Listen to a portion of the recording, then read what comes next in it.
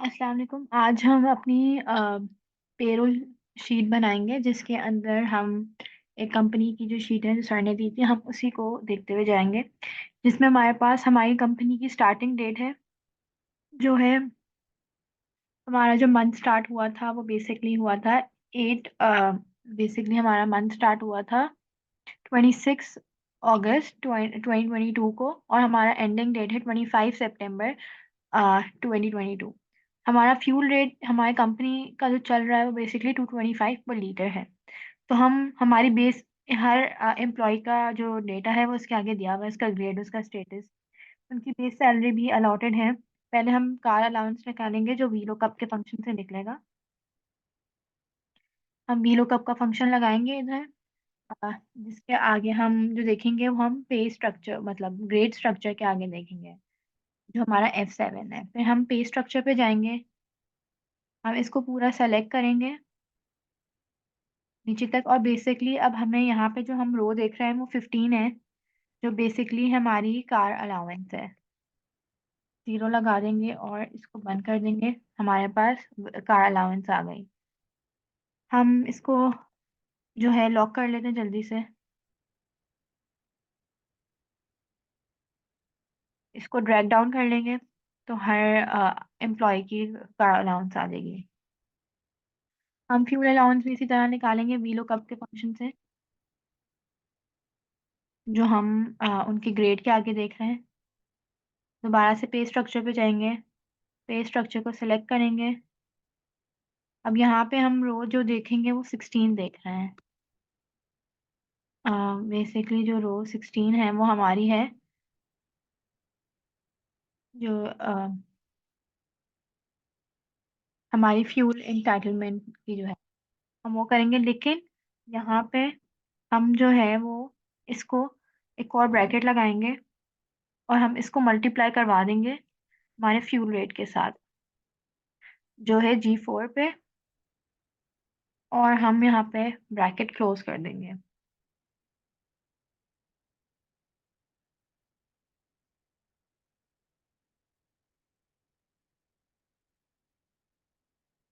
जो कि 90,000 आ गया फ्यूल। हम इसको भी लॉक कर लेंगे।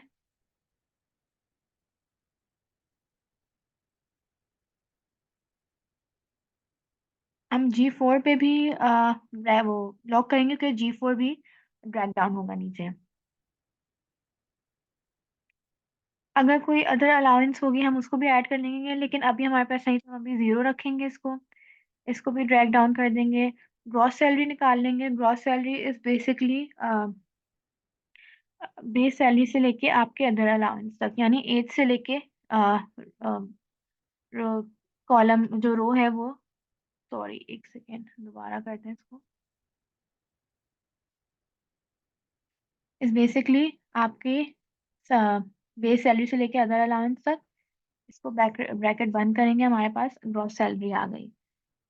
अब हम टोटल डेज निकाल लेते हैं कि इस बेसिकली इसमें टोटल वर्किंग डेज कितने थे। तो टोटल डेज निकलते हैं बेसिकली आपके आपकी स्टार्टिंग डेट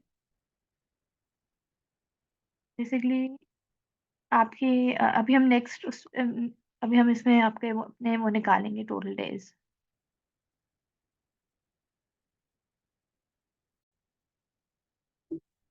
तो टोटल डेज बेसिकली आपके निकलते हैं आपकी एंडिंग डेट जो E4 है माइनस माई स्टार्टिंग डेट और प्लस इसमें हम 1 लगा देंगे क्योंकि हम 31st डे काउंट करते हैं।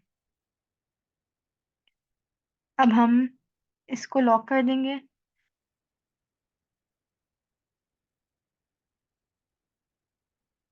कि ये 31st का मंथ था इसलिए हमने 31 लगा दिया। अभी इसको हम ड्रैग डाउन कर देंगे नीचे यानी हर एम्प्लॉय की 31st डेज है। ऑफ डेज जो थे वो हमने एलोकेट किए हमें फिर पहले से ही इस कंपनी में कितने ऑफ डेज होते हैं।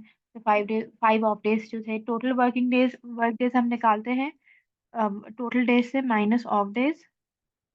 तो हमारे टोटल वर्किंग डेज निकल जाते हैं। इसको भी ड्रैग डाउन कर देंगे नीचे। एब्सेंट डेज हमारे जो थे इस एम्प्लॉय के वो 3 थे। प्रेजेंट डेज जो है वो 23 डेज हैं। और इसको जो है वो लीव जो अप्रूव्ड है वो दो हैं, और इसके जो डेज हैं वो एक ही डिडक्ट होते हैं। और लेट डेज, अब हम इसमें लेट डेज भी निकालेंगे। तो बेसिकली इसके लेट डेज जो थे वो 16 थे, कि ये 16 डेज लेट आया, वो बेसिकली अटेंडेंस शीट से निकला है ये सब कुछ। और डेज टू बी डिडक्टेड अभी हमने 1 लगाया, बाकी ये सब जो था वो जिसमें जिसका अटेंडेंस शीट से और जो भी इसको अलाउटेड है वो है। हम लेट डिडक्शन डेज इफ से के फॉर्मूले से लगाते हैं कि इफ जो T7 है लेट डेज इज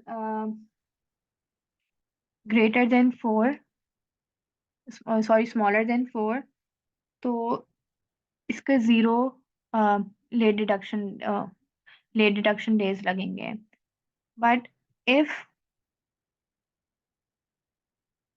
इसके लेट डेज जो हैं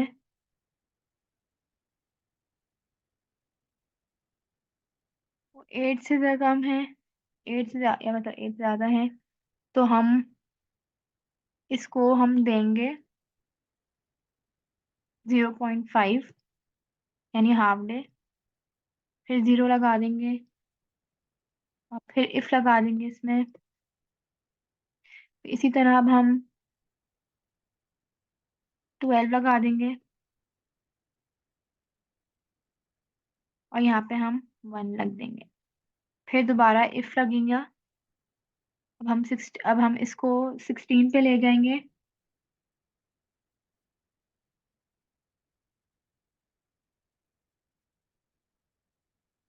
16 पे अब इसको हम 1.5 पे इंक्रीज कर देंगे कि हाफ डे लगेगा इसका। और इसी तरह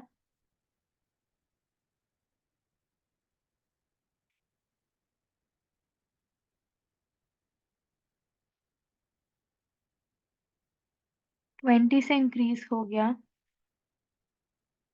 तो 1.5, तो फिर 2 लग जाएगा। और इसी तरह अगर 24 हो गया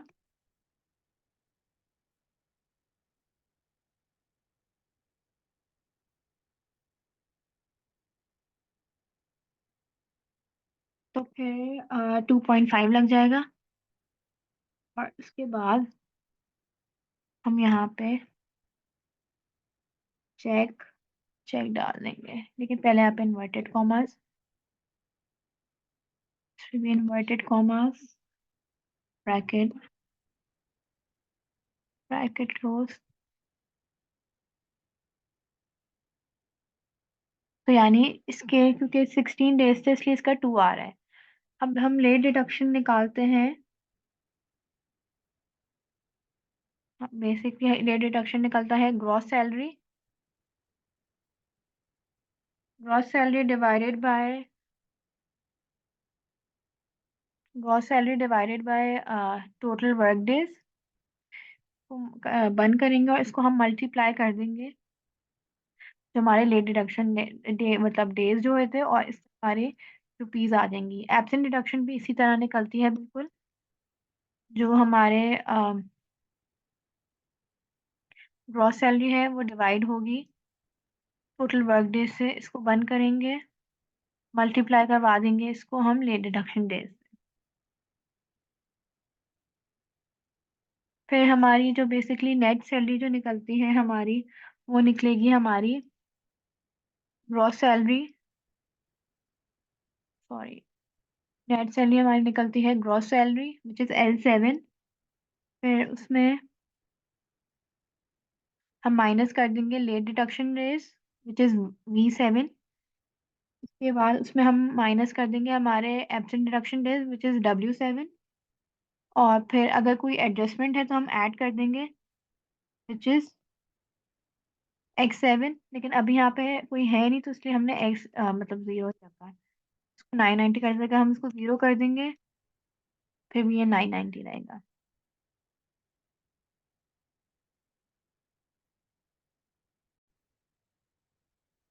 उसके बाद हम अपने अदर पेमेंट डिटेल्स निकालेंगे जिसमें हमारे वर्किंग आवर्स होते हैं। तो हमारे वर्किंग आवर्स 8 हैं। ओवर टाइम हर किसी को अलाउ नहीं होता, लेकिन इस एम्प्लॉय को अलाउ है तो हमने यस लिख दिया।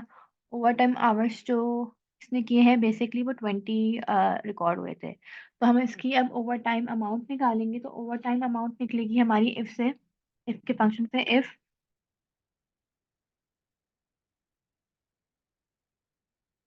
If over time is allowed, sorry बात है दोबारा से, if over time is allowed which is A77, allowed है, सो मतलब अलाउड है इक्वल्स टू यस, रन कर देंगे। देन हम ब्रैकेट लगा देंगे इधर, that if over time is allowed, तो जो हमारी ग्रॉस जो हमारी ग्रॉस सैलरी है बेसिकली विच इज L7, जो हमारी ग्रॉस सैलरी है उसको डिवाइड कर दें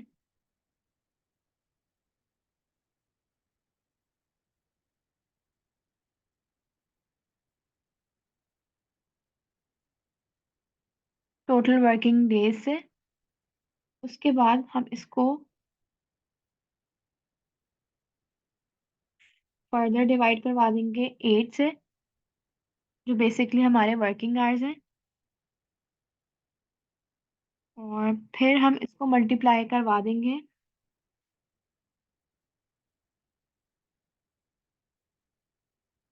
हम्म,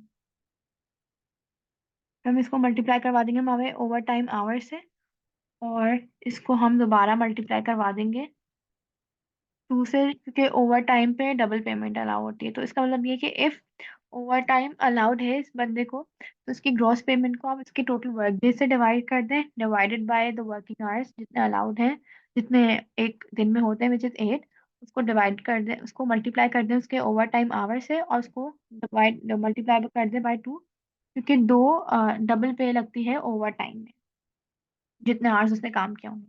इसको बंद कर दें, तो बेसिकली हमारे पास फिर वो आ जाएगी यहाँ पे, हम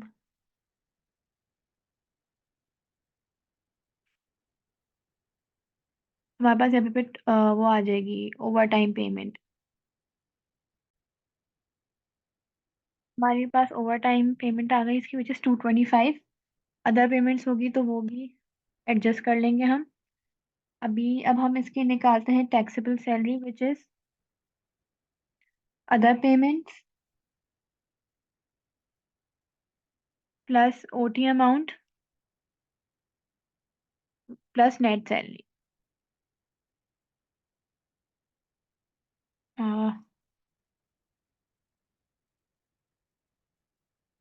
अदर पेमेंट आपकी टैक्सेबल सैलरी निकली बेसिकली, आपकी ओटी अमाउंट, आपकी प्लस अदर पेमेंट्स और प्लस आपकी नेट सैलरी। ईओबीआई इसको हमने 250 अलॉट किया हुआ है, इसका इनकम टैक्स है बेसिकली 215,000, जो कि इसकी सैलरी पे लगा हुआ होगा। और हम टोटल डिडक्शन निकाल लेंगे सम के फॉर्मूला से, जिसमें हम बेसिकली ऐड करेंगे एडवांसेस से लेके अदर्स तक के जो भी होंगे, इसको हम प्लस कर लेंगे, हमारे पास ये आ जाएगा। और इसी तरह हमारे पास ये निकल जाएगा टोटल।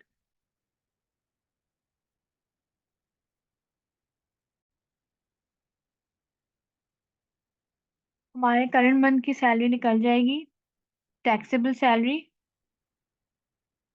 माइनस हमारी टोटल डिडक्शन, और इस तरह हमें पता चल जाएगा कि इस मंथ में इस बंदे को कितनी, इस एम्प्लॉय को कितनी सैलरी दें।